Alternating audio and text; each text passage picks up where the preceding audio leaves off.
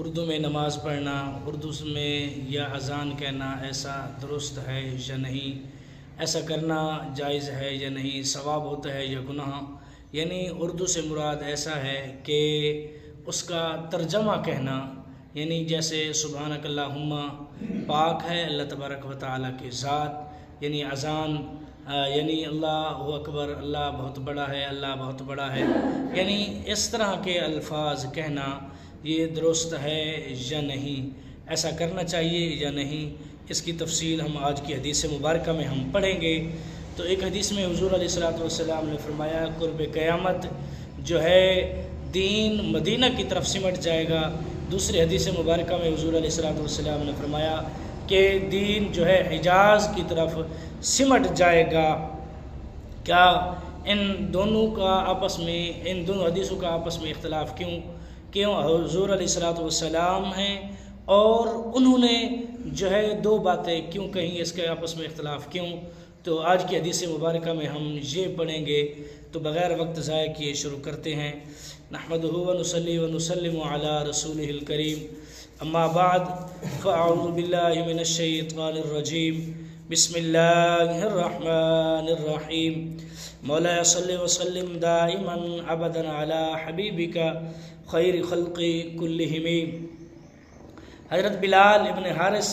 مزنی رحمۃ اللہ رضی اللہ تعالی عنہ سے مروی ہے، فرماتے ہیں کہ حضور علیہ الصلوۃ والسلام نے فرمایا کہ جو میری مردہ سنت کو جو میرے بعد فنا کر دی گئی زندہ کرے، اسے ان تمام کے برابر ثواب ہوگا جو اس پر عمل کریں گے، اس کے بغیر ان کے عملوں کے ثواب سے کچھ کم ہو۔ یعنی جو گمراہ کی بدعت ایجاد کرے جس سے اللہ اور رسول راضی نہیں، اس پر ان سب کے برابر گناہ ہوگا جو اس پر عامل ہوں، اور یہ ان کے گناہوں سے کچھ کم نہ کرے گا۔ اسے ترمذی نے روایت کیا اور ابن ماجہ نے کثیر ابن عبداللہ ابن عمر سے انہوں نے کہا، اپنے والد سے، انہوں نے اپنے دادا سے اسے روایت کیا۔ یعنی حضور علیہ الصلوۃ والسلام نے فرمایا جو میرے جانے کے بعد، میری وفات کے بعد جو میری مردہ سنت کو زندہ کرے گا، جس سے لوگ بھول چکے ہوں گے، یعنی لوگوں کو یاد ہی نہ ہوگا کہ یہ کام کرنا بھی حضور علیہ الصلوۃ والسلام کی سنت ہے، تو حضور علیہ الصلوۃ والسلام نے فرمایا کہ اسے بھی اتنا ہی ثواب ملے گا جتنا اس پر عمل کرنے والوں کو ثواب ملے گا۔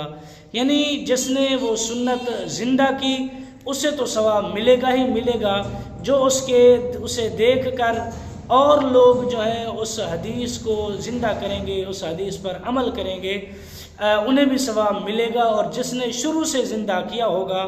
اسے بھی ان کے برابر کا ثواب دگنا ملے گا، کیونکہ اس نے جو ہے حضور علیہ الصلوۃ والسلام کی سنت کو زندہ کیا۔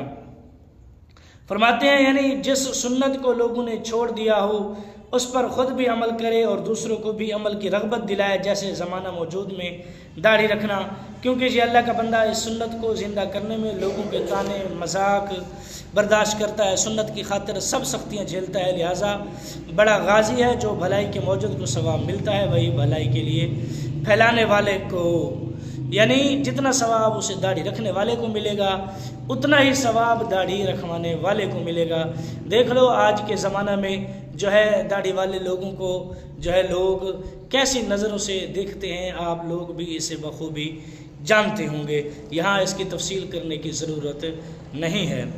یہاں بدعت موصوف ہے اور ضلالت صوف، اور جب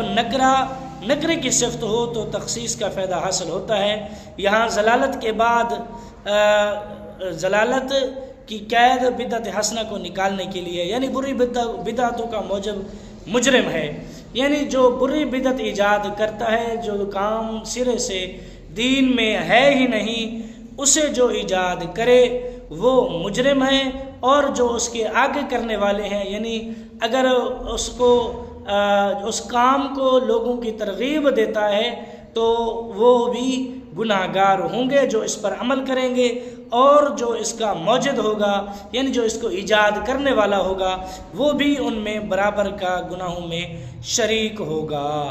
فرماتے ہیں جیسے اردو میں اذان و نماز کہنا خلاف سنت ہے، یعنی یہ سنت کے خلاف ہے اردو میں اذان کہنا، یعنی اس کا یعنی جیسے عربی میں اذان ہے اور اس کا ترجمہ کہنا، یعنی اونچی آواز میں، جیسے ہم اونچی آواز میں یہ سپیکر میں لاؤڈ سپیکر میں ہم اذان کہتے ہیں، اذان کی جگہ پہ اگر وہ اس کا ترجمہ کہے تو یہ خلاف سنت ہوگا، یہ گناہ ہوگا۔ اسی طرح نماز ہے، اگر نماز وہ جو ہے اردو میں پڑھتا ہے، یعنی نماز کا ترجمہ پڑھتا ہے، یعنی عربی کی بجائے اس کا ترجمہ پڑھتا ہے، یہ بھی خلاف سنت ہوگا، یہ بھی گناہ میں شریک ہوگا۔ تو فرمایا کہ اور اچھی بدعتوں کا موجب ثواب کا مستحق ہے، جیسے علم، صرف و نحو کے موجد، اسلامی مدرسے، عرس بزرگان، میلاد شریف اور 11ویں شریف کی مجالس کی موجد، یعنی یہ سب پہلے نہیں تھی، اب جو ہے ان کو ایجاد کیا گیا ہے، اب یہ جو کرے گا یہ ثواب کا کام ہے، کیونکہ اصال ثواب کرنا بھی ثواب کا کام ہے، بزرگوں کا عرس کرنا بھی ثواب کا کام ہے، میلاد شریف یعنی حضور علیہ الصلوۃ والسلام کی ولادت کی خوشی منانا بھی ثواب کا کام ہے، اور محفل میلاد کرنا بھی ثواب کا کام ہے، کیونکہ حضور علیہ الصلوۃ والسلام کے ذکر و اذکار ہوتے ہیں تو ان میں بھی ثواب ہوتا ہے۔ یہ جو جس نے ایجاد کیے اس کو بھی ثواب ملتا ہے آج تک، یعنی جو آج کل منعقد کرتے ہیں ان کو بھی ثواب ملتا ہے، جس نے شروع میں ایجاد کیا اس کو بھی ان کے برابر کا ثواب ملتا رہے گا۔ اس کی بحث فرماتے ہیں پہلے گزر چکی ہے۔ یہ حدیث تقسیم بدعت کی اصل ہے، اس کا ذکر کتاب العلم میں بھی آئے گا، یعنی آگے جو ہے اس کا ذکر تفسیر سے آئے گا۔ تو اسی طرح کثیر ابن عبداللہ ابن عمر بے اتفاق راوی ضعیف ہیں، اور امام شافعی فرماتے ہیں کہ یہ بہت چھوٹا آدمی تھا، اس کی عمر، اس کے دادا عمر بن عوف صحابی ہیں، قدیم الاسلام ہیں، انہی کے بارے میں یہ آیت کریمہ اتری، ترى اعینہم تفیض من الدم، تو ان کی آنکھیں دیکھو اور کہ آنسوں سے ابر رہی ہیں۔ آپ مدینہ منورہ میں رہے اور حضرت امیر معاویہ کے زمانہ میں وفات پائی، جنگ بدر میں حضور علیہ الصلوۃ والسلام کے ساتھ تھے۔ دوسری روایت حضرت عمر ابن عوف رضی اللہ تعالی عنہ سے مروی ہے، فرماتے ہیں کہ حضور علیہ الصلوۃ والسلام نے فرمایا کہ دین حجاز کی طرف ایسا سمٹ آئے گا کہ جیسے سانپ اپنے سراغ کی طرف، اور دین حجاز سے ایسا بندھ جائے گا جیسے پہاڑی بکری پہاڑ کی چوٹی سے، یقیناً دین غریب ہی شروع ہوا اور جیسا شروع ہوا ویسا لوٹے گا، لہٰذا غرباء کو خوشخبری ہو، یا غرباء وہ ہیں جو میرے بعد میری اس سنت کو درست کریں گے جسے لوگوں نے بگاڑ دیا ہو۔ یعنی آخری زمانہ میں لوگوں کو کہیں جگہ نہیں ملے گی، جب قیامت قریب ہوگی تو لوگ حجاز میں جائیں گے جو مدینہ منورہ کے ساتھ ہی ہے، پھر یعنی ان حجاز کے علاوہ ان کو کہیں پناہ نہیں ملے گی، حجاز میں جمع ہوں گے۔ جو حجاز عرب کا وہ صوبہ ہے جس میں مکہ معظمہ، مدینہ منورہ، طائف وغیرہ ہیں۔ خیال رہے کہ اولاً مسلمان حجاز میں پناہ لیں گے اور پھر وہاں بھی امن نہ پائیں گے تو مدینہ منورہ میں سمٹ آئیں گے، لہٰذا یہ حدیث گزشتہ حدیث کے خلاف نہیں، یہ دین مدینہ میں سمٹ آئے گا۔ مدینہ منورہ ہی میں نبوت کا آفتاب غروب ہوا، یعنی حضور علیہ الصلوۃ والسلام کا وصال با کمال بھی وہیں ہوا، اور نبوت کی جو ہے کرنے بھی وہیں ڈوبی، اور ایمان جو ہے شریعت بھی وہیں غائب ہوگی۔ کہ جیسے کہ پہاڑی بکریاں دن بھر پھرتی رہتی ہیں اور وہ جب رات کا وقت آتا ہے کہ پہاڑی کی چوٹی پر چڑھ جاتی ہیں، جہاں کوئی درندہ وغیرہ نہ چڑھ سکتا ہو وہاں وہ محفوظ رہتی ہیں۔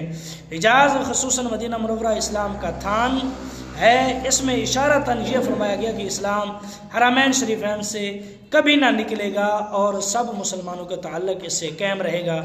یعنی اسی وجہ سے جو ہے کہ مسلمان اس سے جڑے رہیں گے، اس سے الگ نہ ہوں گے، اس لیے کہا گیا ہے۔ اور یہ بھی کہا گیا کہ سانپ جو ہے سانپ کا تعلق ایسے سوراخ اپنے سوراخوں، سانپ کا تعلق اپنے سوراخ سے اور بکری کا تعلق اپنے تھان سے ہے، ہر وقت رہتا ہے۔ اس کا وہ مطلب نہیں جو براہین قاطعہ وغیرہ نے سمجھا، وہاں اسلام قیامت کے قریب پہنچے گا، اس سے پہلے دنیا میں اور جگہ اسلام ہوگا، حجاز یا مدینہ منورہ میں نہ ہوگا، یعنی آخر وقت میں وہی جمع ہوگا۔